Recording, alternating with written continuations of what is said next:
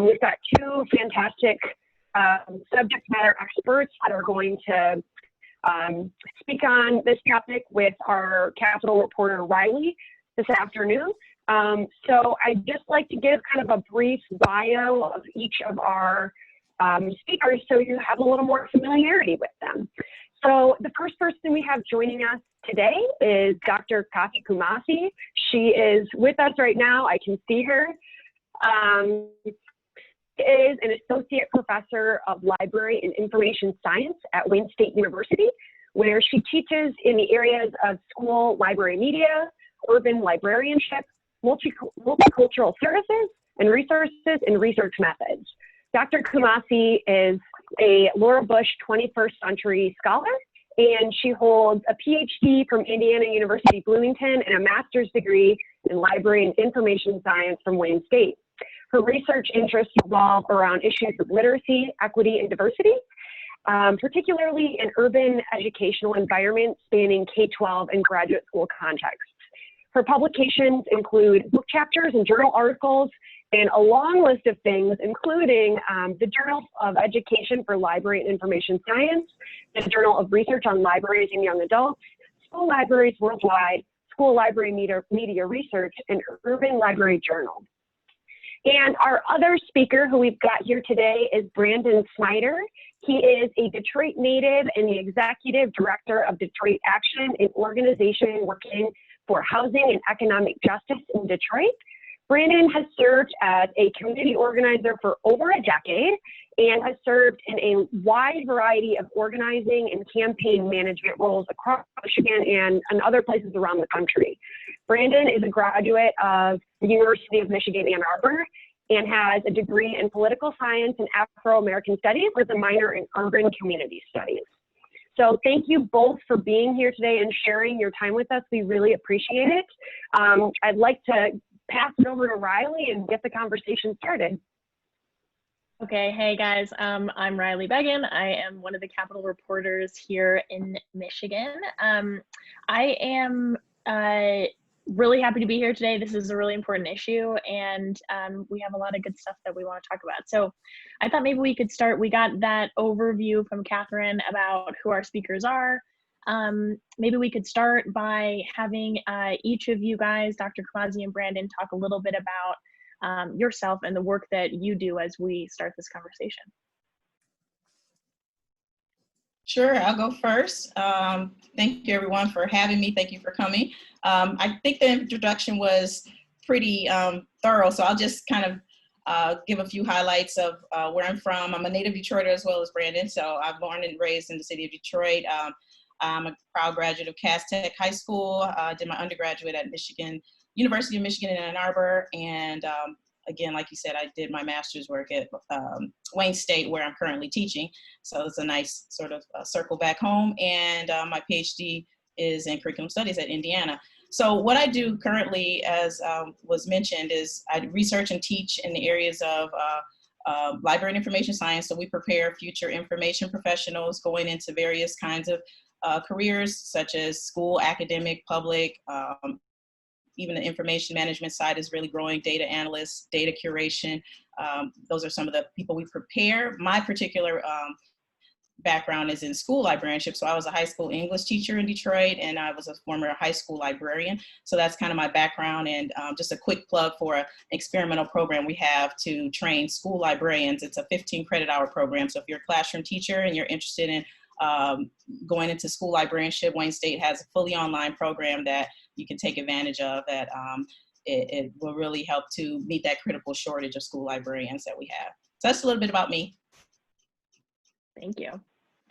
Brandon, are you here? I'm looking for your faces. I am right on. So thank y'all. So as a Detroiter, Detroit greeting. What up, though, folks? Brandon Snyder. As mentioned, I'm the executive director of Detroit Action.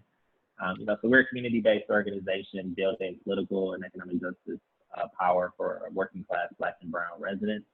One of the things that matters to me and what got me into this work is, as mentioned, I'm a native Detroiter.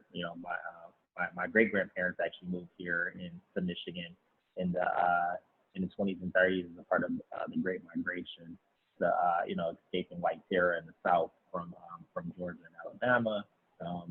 And one of the things that really resonates with me is that, when they moved here to Michigan, they moved here, for this idea of, good, union jobs where people can sort of access that quote unquote American dream. And so, fast forward, my folks were able to be a part of, good labor jobs. With my dad working as a member of SEIU with the city of Detroit, my mom an AFSCME member and a CWA member when she was with the Detroit newspapers.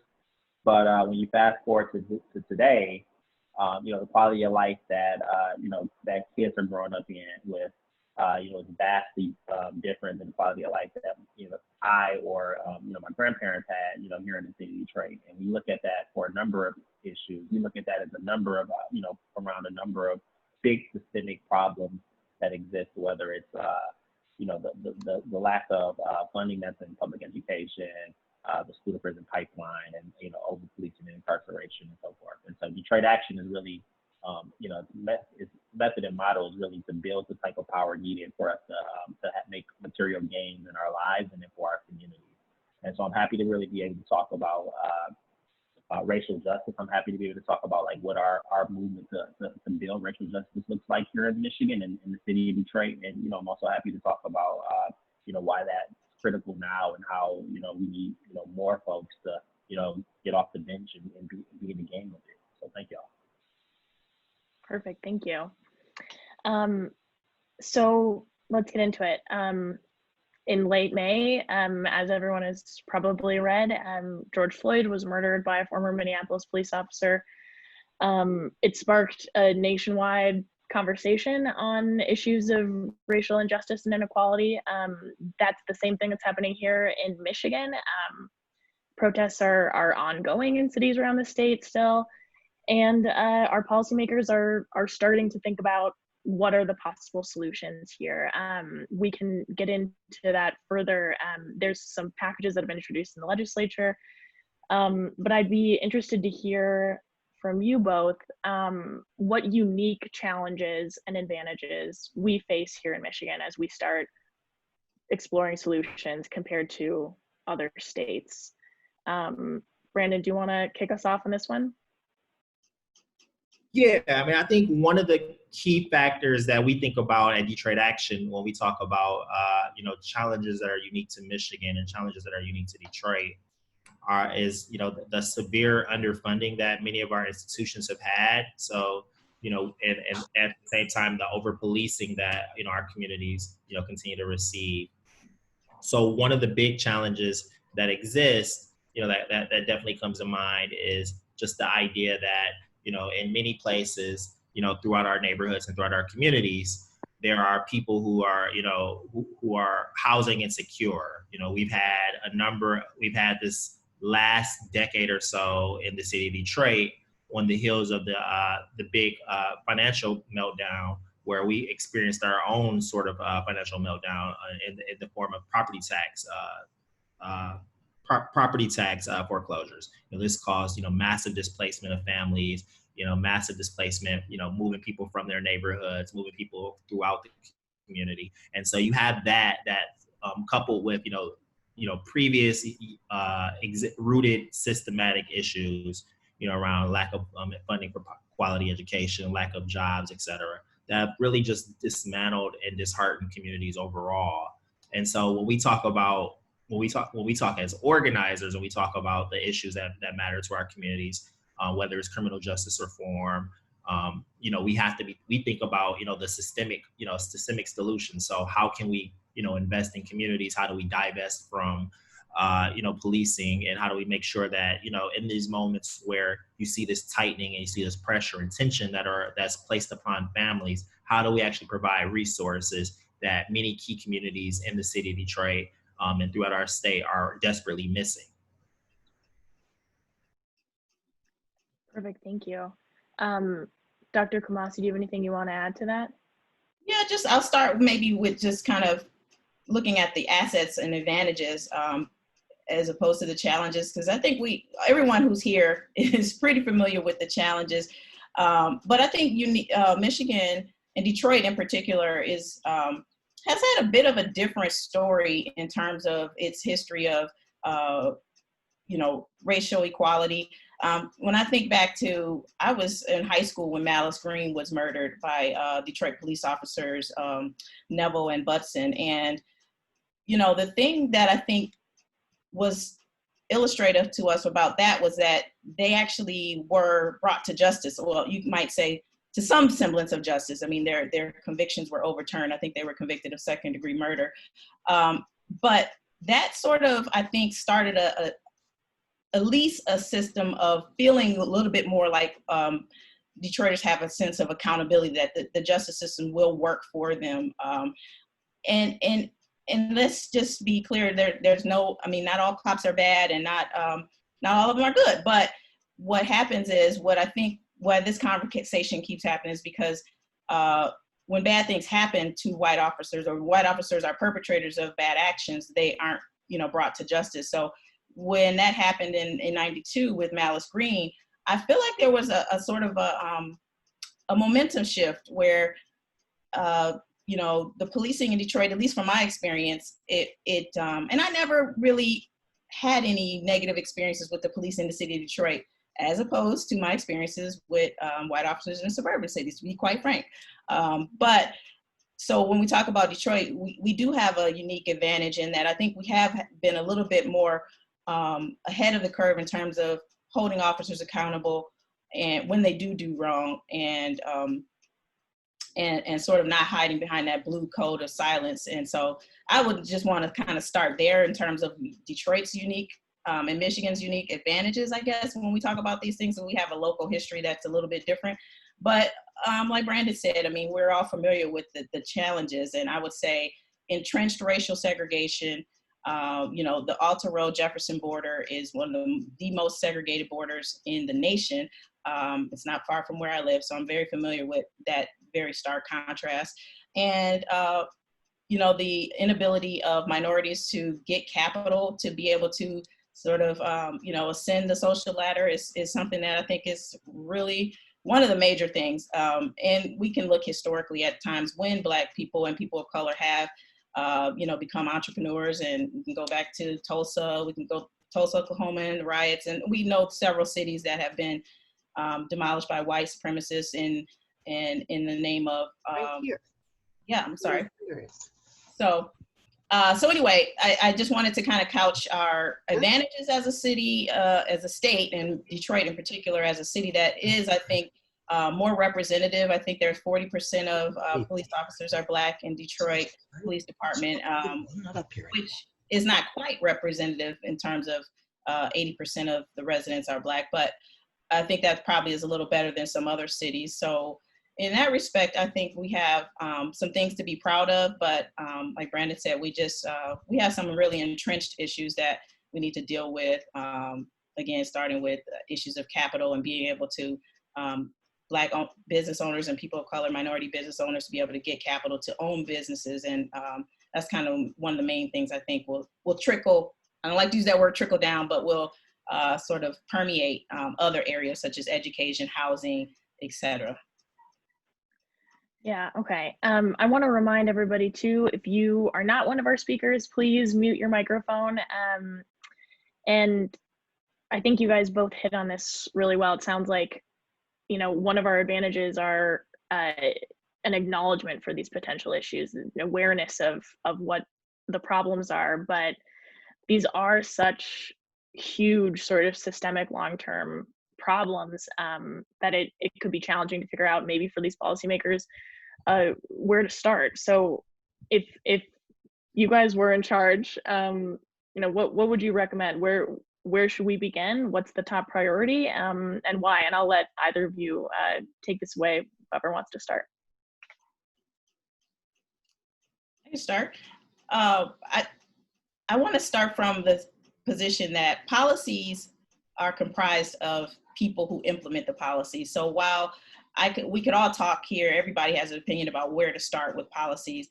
The policies are only as good as the people who enforce them. So My personal perspective on starting the conversation would be to look at the sort of micro level practices that happen where people who so we have affirmative action policies, but we have, bad actors in that sense, in terms of maybe loan officers who are discriminatory. Maybe we have affirmative action policies, but we have maybe bad actors who deny admissions for students based on, some underlying or implicit biases. We have policies about residency compliance and school districting, but we have, people who are willing to, make amends for some people or concessions and not others. So when I think about policies, I think more so about what are the underlying sort of moral and ethical issues that we need to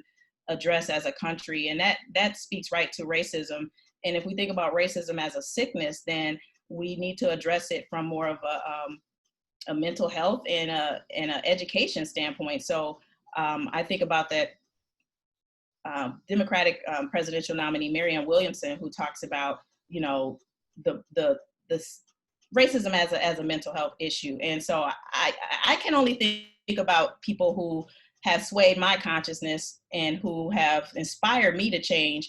And those have been more moral appeals as opposed to policy changes. So, when we think about Gandhi, Martin Luther King, what are they known for? They're known for pricking our conscience as a nation. So, we need people who can do both. And I'm not saying that's the only way to address policy changes, I think, but we do need, right now we have such a vacuum of leadership in this presidency and no one willing to speak up about, injustice forthrightly. And sort of there's all these covert messages that get sent that really send the message loud and clear by some of the dog whistle sort of, propaganda. But I would just say that I would look to leadership and whoever we elect to inspire.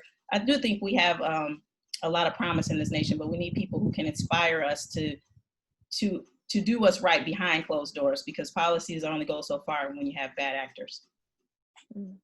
So my perspective is a little bit different. I think of racism as being a function of power. Like when we look at like the civil rights community or civil rights era, when we look at what was gained from segregation, what was gained from Jim Crow laws, it was a mechanism to reinstitute and reinforce, white supremacy and power, for gains for big businesses, gains for elected officials, et cetera. And so, I don't think that we have fully articulated or we fully got into, like who benefits here in our communities from structural segregation and who benefits in our communities from racism as a practice. And when we look at like the beneficiaries of it here in our communities, it is often the folks who are, I hate to sound like Bernie Sanders, but our millionaires and our billionaires, the folks who are often the people who can benefit from deflating wages, the people who can benefit from being able to get a deal on land, the people who can benefit from, being able to, get sweetheart deals, et cetera. So when we talk about, our work at Detroit Action, it's really trying to rectify that power imbalance to make sure that Black and brown folks are able to be centered in the conversations, but also able to have the ability to do and the ability to create. So when we, I think like at the root of it, like our work has to come back to like, how do we have, not just access to capital, which is key, is important for our small business community, but also around our housing work. But how are we making the decisions? How are we making sure that our decisions are reflected amongst our values? So like if, one of our central values at Detroit Action is around being anti-racist, being anti-racist and being anti-capitalist. And so like our work, whether it's on public education or either on something nebulous around public financing of campaigns, all centers around how do we make sure these institutions are less racist? How do we make sure that these institutions are allowing folks to have access? And how are we making sure that we disentangle the ability, the power dynamics that existed that keep, Black and brown folks disenfranchised and, benefit a certain select few. I think that's, no more present when we look at housing and when we look at jobs in the region. Like, this is a region that, again, has some of the starkest segregation lines in the country. It has some of the starkest lines around redlining when we think about, not just where people live, but or where people can get homes, but also like, how much things cost for you inside of that red line. And so, it's up to us as people who strive to be anti-racist, the people who strive to, create a just society, to really,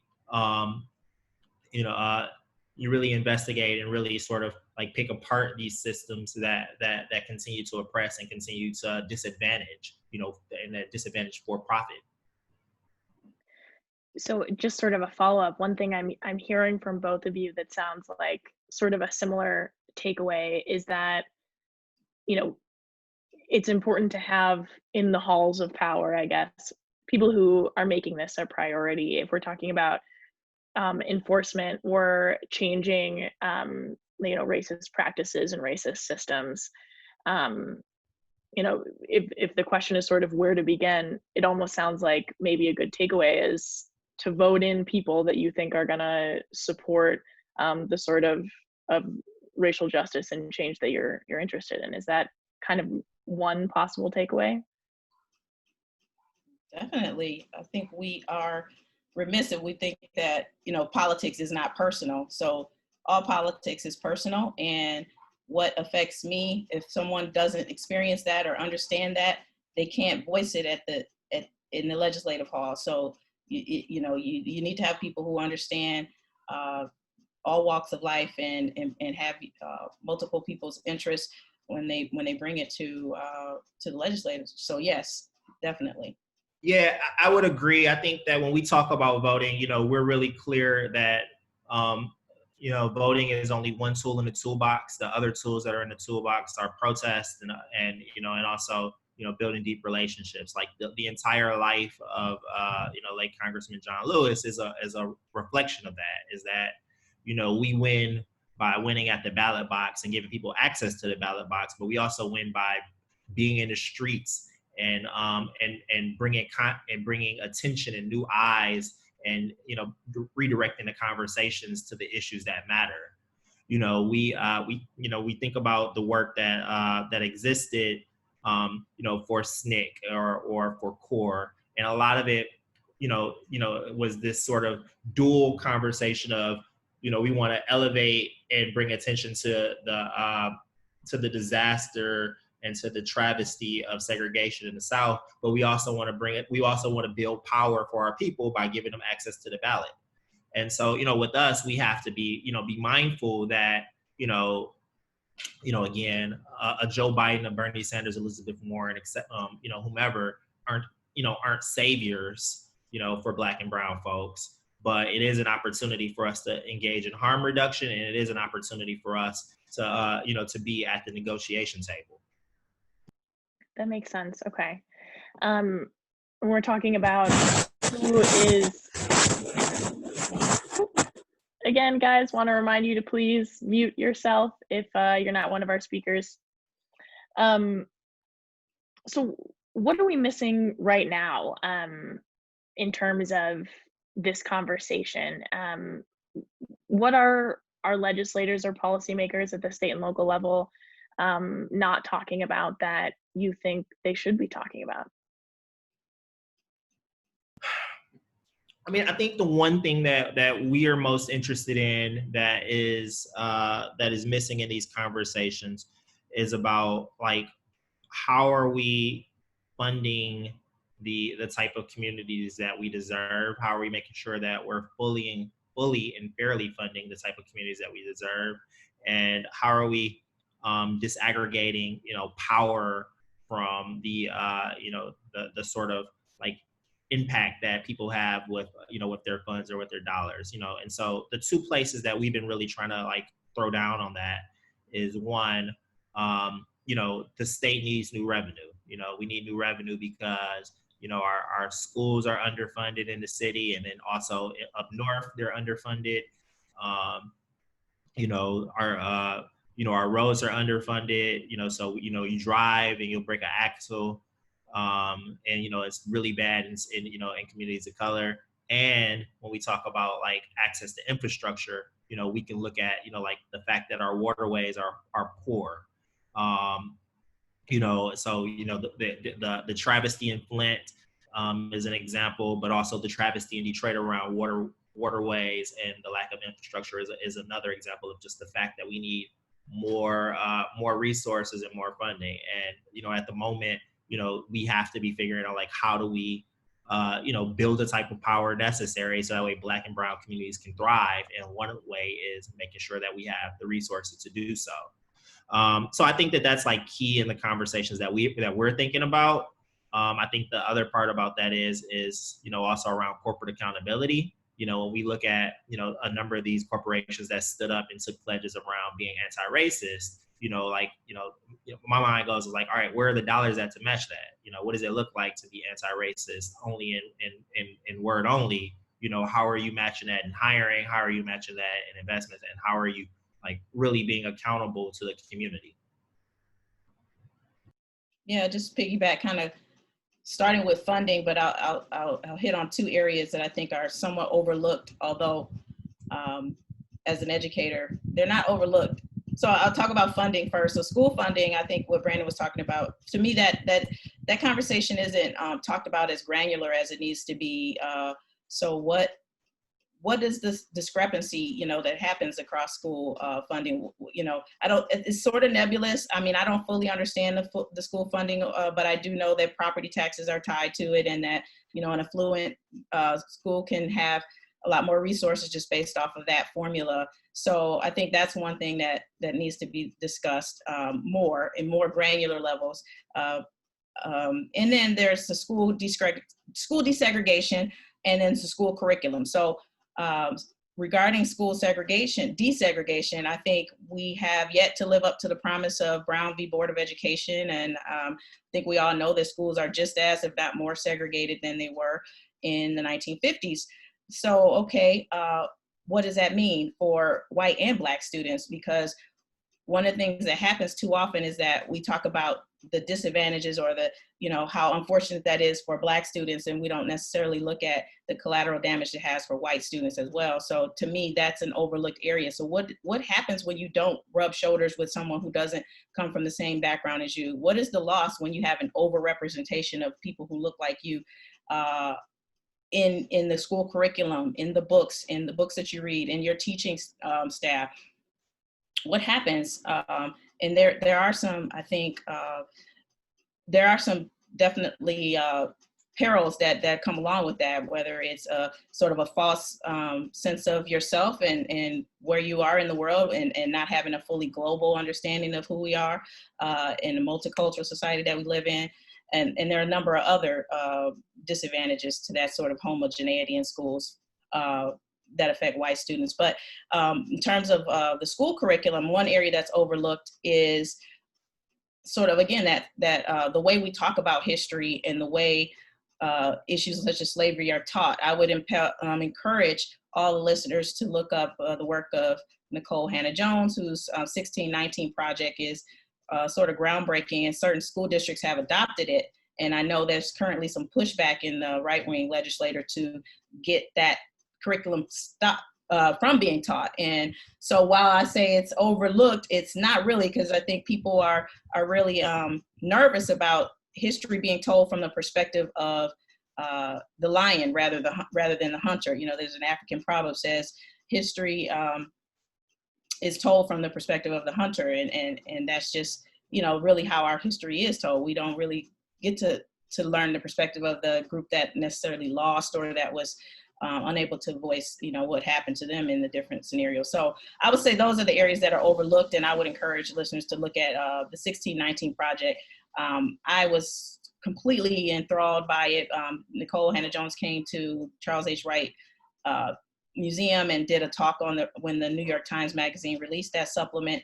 And I read it cover to cover. I marked it up, annotated it, sent it to my son's school, his social studies teacher, who happens to be a white teacher. No, I don't know what happened, but I never got a response. And I think when we talk about overlooking, it's like, I think people need a language to talk about these things, and teachers it's not easy. I'm a former high school teacher. To talk about issues of race and racism, whether it's with people who look like you or not, it's very difficult. So to me, those are the things that need to happen more. Is we need to have a vocabulary to talk about, race and racism at lower ages, so that people can be more comfortable and fluent with the vocabulary, and not shy away from words like white supremacy or racism and white privilege. Unpacking those on both sides so people can talk about it and be fluent in what they mean. So I'll definitely second the recommendation for the 1619 project. Nicole Hannah-Jones is a fantastic journalist, and if you follow Bridges' work, you like data-driven reporting.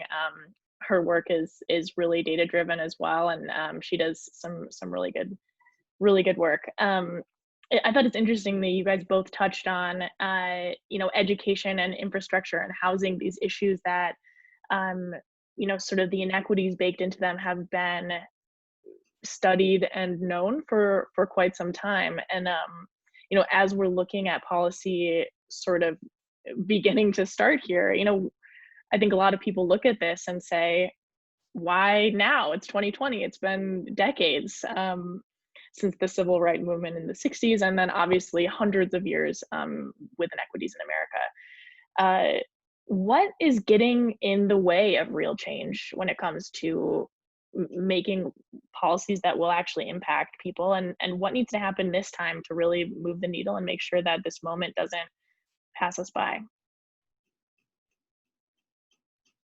I mean, I think there is has been a concerted effort also to wash away a lot of the gains of the civil rights movement, and also a concerted effort to wash away a lot of the victories of that the entire 1960s, and also the LBJ Great Society work. So that's been one one thing. I'm blanking out on the Supreme Court justice who said it prior, that corporations had to think about seizing power just as similar as they think about seizing profits, and that's one of the things that we see, and that we've seen in the last generation or so, is that the ability to exercise power to protect profit, the power to sort of concentrate the mechanism to concentrate power in the hands of a certain few, often not in the hands of Black and brown folks, often not in the hands of women, has worked masterfully. So we've we've seen that happen, and we've as the civil rights movement, as organizers, as labor activists, whomever, we've seen we've often had to play defense instead of being on offense. And while we're playing defense, this entire sort of infrastructure, if you will, of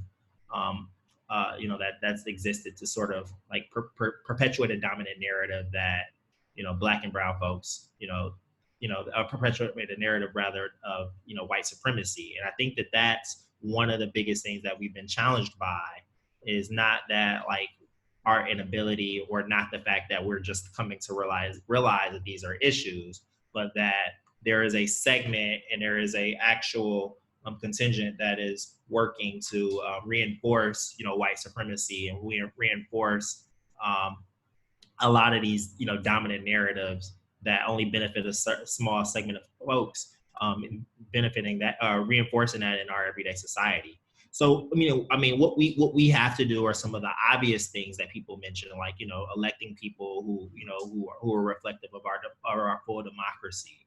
But it also means, building deep and broad relationships across geography and across race and across and across generation, so that way people can share values and share commonalities.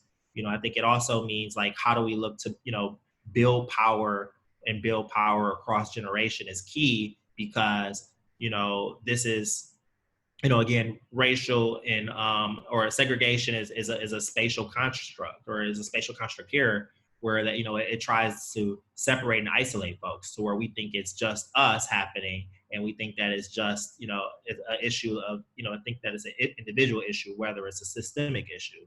So I think about everything as an organizer, and that the square root of our problems is that we don't have enough relationships, and we don't have the right relationships to really start mobilizing. And like when we look at like one of the mechanisms to build power, it's actually building the widespread amount of relationships connected by values that that look to create something different in our communities.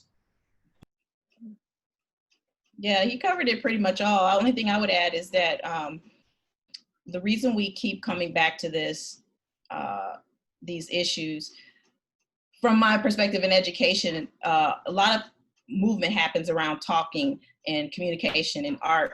Art sways consciousness, so we've become desensitized to instances of police brutality towards Black. I mean, it took literally George Floyd being kneeled on and watched in front of the whole world for 8 minutes and 46 seconds to spur some type of action.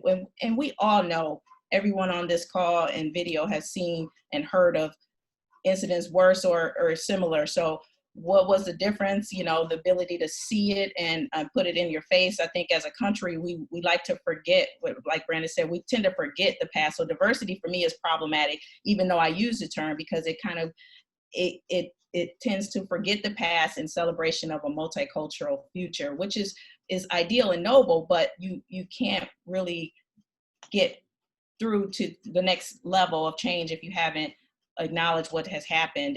And so when I talk to teachers, I teach future school librarians. Like, for example, one of my students was going to work with fifth graders and trying to teach a lesson on civil rights. And she asked, I don't know if I should show this image of Emmett Till in the coffin, and I said, there's the teachable moment. What was the reason his mother wanted the casket open? It was so that the world could see just how brutal and the ugly face of racism looks. So, and that's what happened with George Floyd. So in a sense, it wasn't until we were able to see and grapple with who we are as a nation that we kind of got more of a cross-racial coalition of people to step out and say, what, Black Lives Matter. I may not have understood what the term means now, but I understand that as a white person, I need to be able to say Black Lives Matter, stand behind it. And I've been really proud of all of the, sort of woke white people who have been able to sort of be at the front lines, because that honestly is what it's going to take. And it's not about being a white savior. It's just understanding that white people at this point in time have a lot of the mechanisms of power and are in positions to sway the consciousness of people in the boardrooms and in their homes and in the courtrooms.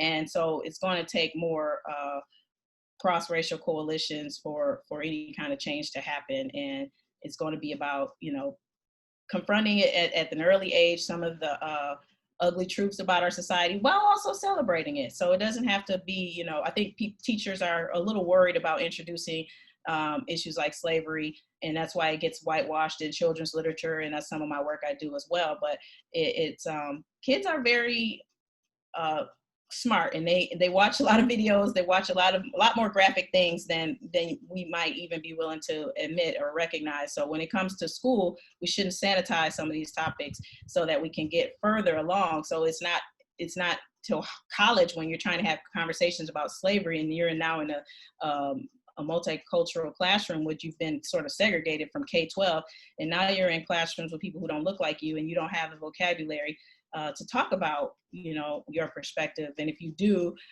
you might be met with people who have very, limited vocabulary, and it becomes sort of a powder keg. So yeah, I think that's where we need to start education. So I want to make sure that we have time for some of our reader questions. But I think this is an important thing because we're in the midst of a global pandemic. So we'll do a quick lightning round for our last question, basically. For our audience here, if you've been following Bridge reporting and reporting nationwide, it's probably not news to you that Black and brown communities have been disproportionately affected by coronavirus. in Michigan, Black folks are dying at a significantly higher rate than white people from the virus. And again, this is not the first time that public health issues have highlighted those sorts of inequities in our systems. Dr. Joni Caldoun, the chief medical executive, told me that she thinks one of the big parts of this was the social determinants of health, like all the things we've been talking about, sort of the wraparound elements of what supports public health in this state. But I would be interested to hear if you guys have anything to add to that, something else that maybe has contributed to that disparity, and what we should be doing right now to help protect communities going forward as the coronavirus continues to be an issue. I think that this moment has really shown that right now we need a good, robust government that actually can step in, and support and protect people, in particularly in these moments. And what we've seen is that we don't have that. So we've seen that in the failures of unemployment insurance. We've seen that in the response. We've seen that, we will be seeing that as the housing and the moratoriums are ended, or the eviction moratoriums are ended. And really, what it all boils down to is that the daily impact of COVID-19 in Black communities is just a manifestation of like the systemic racism and the structures that exist. People who are homeless, who have these pre-existing conditions, people who are people who are living right next to and right on top of pollution, or people who, and particularly in Detroit, people who don't have access to clean water, are bearing the brunt of the virus and its impacts. And so what I think, what we're looking at and how we want to be able to respond to this to this virus is really what does it look like for us to have a robust government that actually is able to support people in their time of need, but also to provide some of the policy mechanisms that can actually support our communities. We're in a moment right now where there's an estimated 75,000 people may be evicted across the state of Michigan. And what will be great is if we actually had robust landlord-tenant protections. It would be great if we actually had, real affordable housing for people. It'd be great if we actually were able to provide real resources for homeless citizens. And we don't, have that. So one of the things that we want to be able to do, and what we're doing, is thinking about this as the case and cause du jour of the need for, real robust supports for working class folks, because without that, our communities are going to suffer, and our communities are going to be preyed upon, as we see at this moment by COVID-19. Yeah, I don't want to spend too much more time and then give listeners a chance to weigh in. So I just say yes, and the last sort of add to that is that when my mother used to say, when white America has a cold, Black America has the flu. So any problem you want to address it for white America, and it'll help Black America. So if you get problems around, healthcare, housing, all those things, it'll be sort of a byproduct. And that's really kind of the bottom line. Thank you both. So we have some great questions from readers. This is from Karen Weaver. She asks, in your opinion, how are racism and attitudes towards immigration interconnected? Are there solutions that are interconnected for both of those issues? How are racism and immigration connected? Yep. Well, we can see in our in the recent policies around who can travel where, and what countries are the history around what citizens from what countries get labeled refugee as opposed to being sent back. So we have a long history in this country of being frankly racist towards certain groups. I mean, the Chinese Exclusion Act, the Japanese internment, the way our president has referred to certain African countries as, and I'll use his vocabulary, shithole countries. So, these are the things that are really baked into some of the way people think about the correlation between race and immigration. I think it's really incumbent upon us to think about the immigration story as sort of threefold. So immigration, voluntary immigration, people who did not immigrate here. So Native Americans need to be, I think, a lot more talked about in terms of their story as people who haven't immigrated, who we don't really talk enough about the interconnection between what happened to them and the unfortunate, Trail of Tears and the Indian Removal Act and the various ways in which, our country has really made people who are here foreigners in some respects. And even the way we talk about illegal immigrants as opposed, or what's the word, aliens, illegal aliens. I'm really glad that vocabulary has been sort of removed, at least in the Library of Congress as a subject heading. It's some very progressive librarians have gotten that term removed. And so we no longer, refer to people as illegal aliens.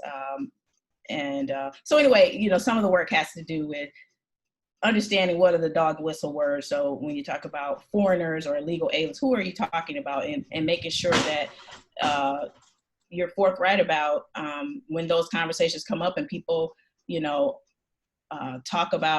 talk using a different language and people, have, I don't even want to go into the viral memes that have been going around with Karens and the whole idea that, someone speaking another language is accosted and so we just really have a lot of work to do in the country. But I would say it starts with education. So for example, and I'll leave it there with education, both my kids have been given assignments to talk about the immigration story.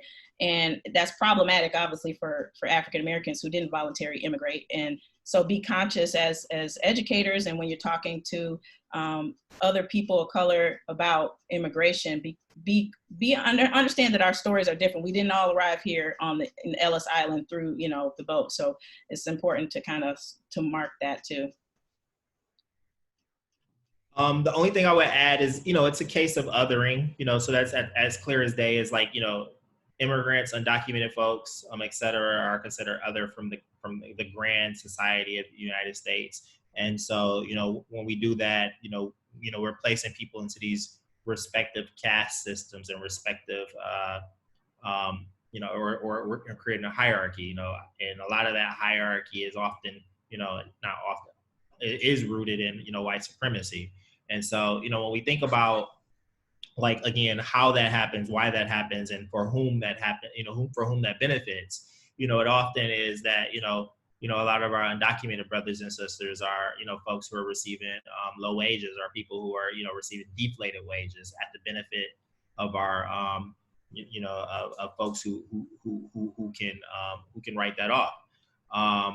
And, I think that, what we want to be able to do and what we want to be able to think about when it comes to immigration is, how are we making sure that everybody has access to become a citizen, regardless of the path that they take to get here.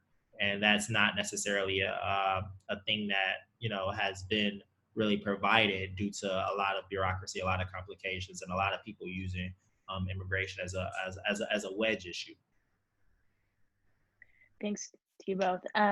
This is a question from Walt Sorg. He asks, if President Trump does decide to send federal law enforcement agents to Detroit, how do you think that might affect what's going on in Detroit, and how do you think that Detroiters might react to that?